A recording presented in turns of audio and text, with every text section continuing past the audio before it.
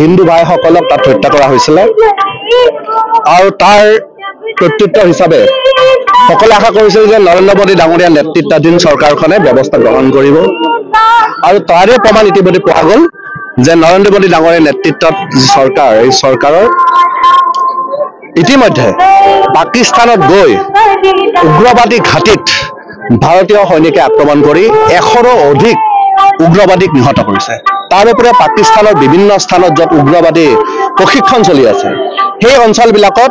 ভাৰতীয় সৈন্যই ভিতৰত সোমাই গৈ পাকিস্তানৰ ভিতৰত সোমাই গৈ তেওঁলোক আক্ৰমণ কৰি নিহত কৰিছে আৰু হেতুৰ কাৰণে দেশৰ প্ৰত্যেকজন নাগৰিক গৌৰৱান্বিত হৈছে আৰু নিশ্চয়কৈ আগন্তুক দিনবিলাকতো যি ফেক্টৰী টেৰৰিজমৰ যি ফেক্টৰী পাকিস্তানে তেওঁলোকে আগন্তুক দিনবিলাকতো তেওঁলোক যদি সিধা নহয় আগন্তুক দিনবিলাকতো তেওঁলোকে যোগ্য প্ৰত্যুত্তৰ পাব অপাৰেশ্যন হিন্দু এতিয়াও শেষ হোৱা নাই নৰেন্দ্ৰ মোদী ডাঙৰীয়াই কৈছে যে অপাৰেশ্যন হিন্দু শেষ হোৱা নাই আৰু যি বীৰত্বৰে আমাৰ সৈনিকসকলে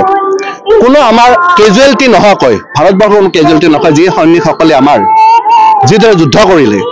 এইটোৱে প্ৰমাণ কৰিছে যে ভাৰতৰ সৈনিকসকলক বিশ্বৰ শ্ৰেষ্ঠ সৈনিক বুলি এনে নকয় আৰু তাৰ প্ৰমাণ হ'ল যে ভাৰতবৰ্ষত কোনো ধৰণৰ এটা মিছাইল নাহিলে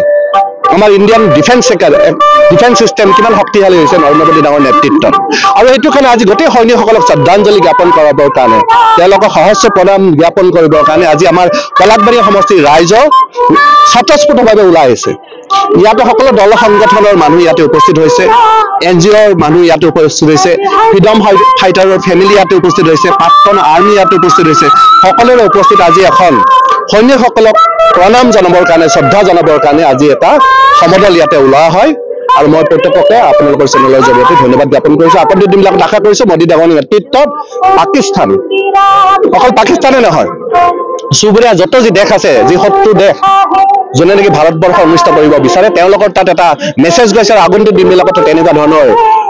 যুগান্তকাৰী ব্যৱস্থা নৰেন্দ্ৰ মোদী ডাঙৰীয়া চৰকাৰখনে নিশ্চয়কৈ ল'ব ধন্যবাদ